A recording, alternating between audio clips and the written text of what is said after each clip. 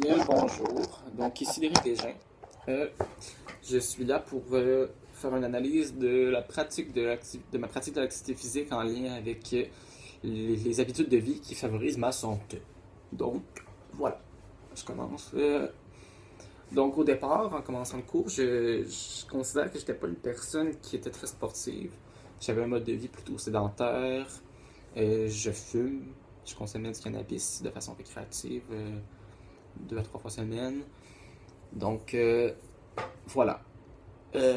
C'est tous des comportements qui peuvent nuire à ma santé. Donc, en effet, je suis conscient de ça. J'étais conscient déjà au départ, mais de participer au cours m'a permis de remettre ces habitudes-là en question, puis de voir ce que je pouvais peut-être contrôler et essayer de changer. Ouais, c'est ça, parce que ben, le fait de fumer, c'est clair que ça peut amener à des cancers, à des maladies pulmonaires, des maladies cardiovasculaires, problèmes de foie, troubles du sommeil, blablabla, et ainsi de suite. En plus, ben, j'ai des dans ma famille, ben, mon père est décédé d'un arrêt cardio. Mon père est décédé d'une ACV, en fait, c'est l'été passé. Donc, c'est une autre raison pour que la consommation de tabac devrait être réduite. Parce que c'est une des principales causes de son décès, en fait. Donc, c'est aussi ça fait en sorte que je remets un petit peu toutes ces habitudes de vie-là en question. Donc, si on combine une pratique régulière de l'activité physique avec une alimentation saine, c'est clairement le gage d'une santé, d'une bonne santé. Donc, voilà. L'alimentation, c'est une partie importante parce que ça permet d'avoir l'énergie afin de pratiquer l'activité physique. Aussi, on dit de pas trop consommer de sucre raffiné parce que ça peut souvent mener à des maladies comme le diabète de type 2 ainsi que l'embonpoint, les maladies du cœur. Voilà.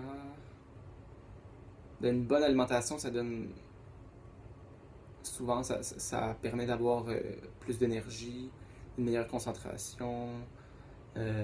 C'est ça, les capacités cognitives sont intrinsèquement liées. Donc voilà. Sinon,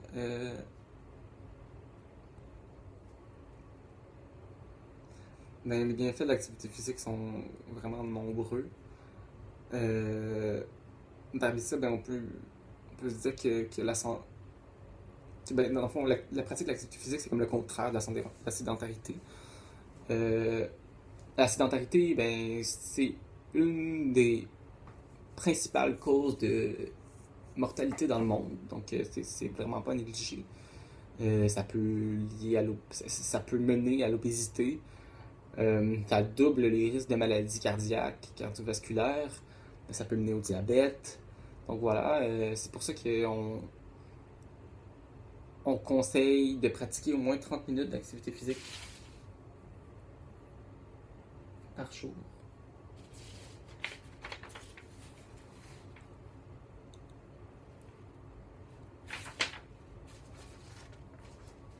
Ouais, c'est 3 périodes d'activité physique de 30 minutes, 3 fois semaine. Dans une semaine, en fait. Donc, un autre aspect de de mon mode de vie que j'ai essayé de changer, c'était mon contrôle du stress, de l'anxiété.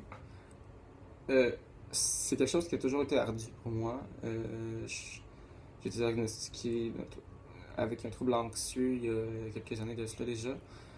Mais je considère que ben, la pratique de l'activité physique a permis en partie de contrôler mon stress. Voilà, puis de venir diminuer mes symptômes dépressifs, peut-être. Oui, en fait, ben c'est ça, il y a des causes scientifiques à tout ça. L'activité physique est souvent prescrites par les psychologues et les médecins pour traiter la dépression, parce que ça permet de recapturer la sérotonine, la dopamine, des hormones que les gens dépressifs ont en moins grande quantité dans leur corps. Euh, Aussi, la pratique d'activité physique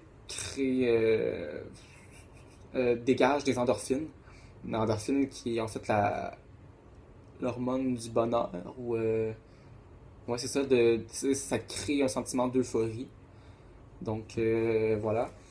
Je sens que à chaque fois que je vais à mes entraînements puis que je participe à mes activités physiques, je sens réellement un effet euphorique à peu près 30 minutes après l'activité physique.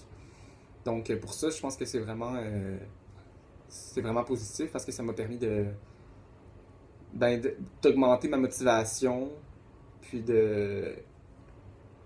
voilà, de donner l'impression que mon énergie était plus haute en bougeant. Voilà. En plus de mes cours de conditionnement physique, j'ai aussi des cours d'entraînement sur appareil. Puis j'essaie de m'entraîner au moins 2 fois semaine en dehors. Dans le fond, je fais des entraînements homemade avec des squats, des pompes, des crunchs. Et voilà. Je crois que ma pratique, mais ça a vraiment, il y a vraiment une différence marquée entre le début de la session et la fin de la session. Je pratique l'activité physique facilement 4-5 heures par semaine. Euh, ça, c'est sans mes entraînements hors cours. Euh, En début de session, mes tests physiques étaient plutôt médiocres. Mes résultats étaient vraiment bas. Redressement assis et pompe, j'avais toujours en bas de la note de passage. Puis pour le test Cooper aussi. Donc là, en commençant la session, je me trouvais un petit peu bas là.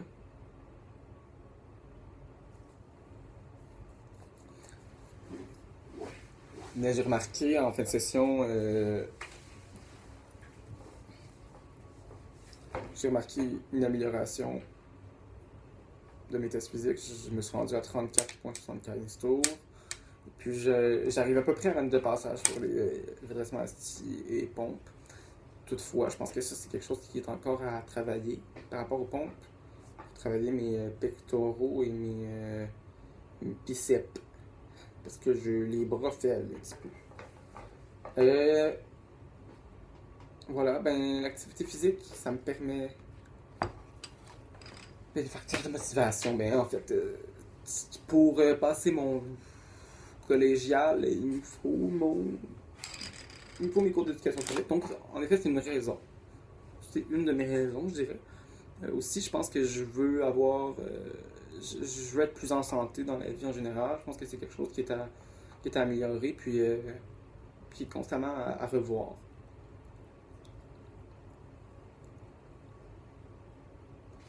Euh, je pense que mon anxiété vient aussi a un impact sur ma pratique d'activité physique, puis sur la régularité et la constance de mes entraînements. Au départ, je trouvais ça dur parce que c'est ça, je suis pas une personne très constante. J'ai de la misère avec l'organisation, puis j'ai tendance à procrastiner beaucoup. Donc ça a été un gros défi.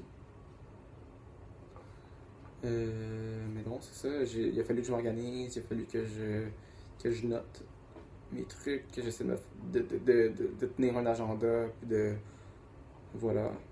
Euh, Ici, il y a la vie en général, le travail, les rendez-vous. Mais je pense que quand on veut, puis qu'on se met des objectifs qui sont réalistes, il y a moyen de mettre ça dans le quotidien, puis de pratiquer ces activités-là de façon régulière.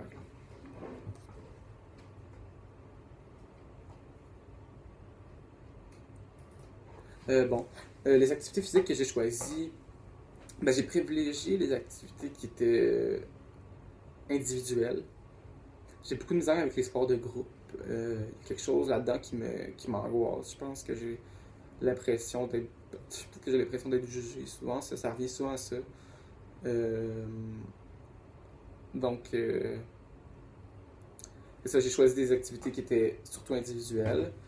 Euh, Puis les activités, ben,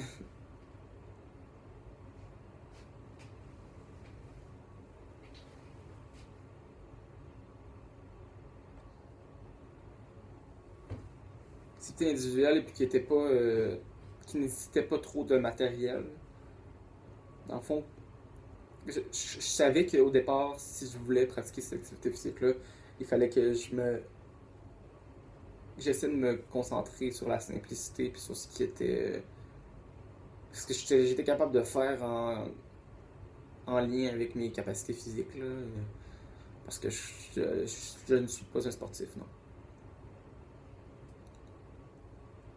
Pour me permettre de gérer le stress, j'ai utilisé des techniques ben, qui sont utilisées en traitement de l'anxiété, là, en psychologie. Euh, donc, des exercices de diffusion euh, qui permettent de venir remettre en question les idées qu'on a par rapport à certaines habitudes de vie, par rapport à certains comportements. Donc, dans le fond, c'est un peu de reprendre certains comportements ou certaines idées, pensées qu'on a, puis de les dire d'une façon un petit peu ridicule ou en riant ou pour les remettre en question, ou pour montrer le ridicule un peu de la situation puis de ces pensées-là qui sont souvent dysfonctionnelles. Euh,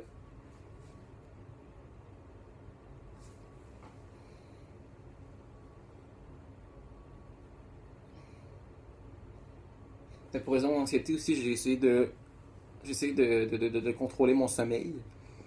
Euh, Ça, j'ai un petit peu de misère avec ça. Je suis un insomniaque chronique. Moi, je suis un insomniaque chronique.